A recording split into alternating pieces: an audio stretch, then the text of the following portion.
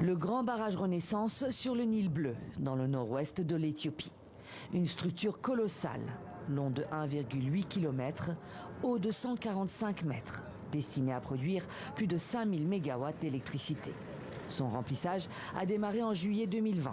2 ans plus tard, c'est à la télévision, depuis le site du barrage, que le Premier ministre éthiopien s'adresse à la nation. Aujourd'hui, à cet endroit, c'est avec une grande joie que je vous annonce que la 3e phase de remplissage du barrage est terminée.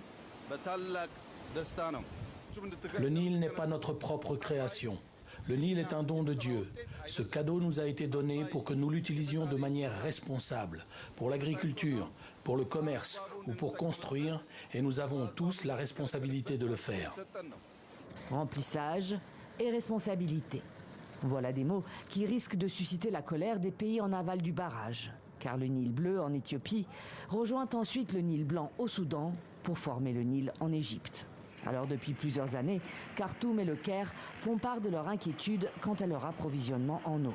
Dénoncé comme une menace existentielle par l'Égypte, source de grands risques sur la vie de millions de personnes pour le Soudan, le barrage éthiopien fait peur.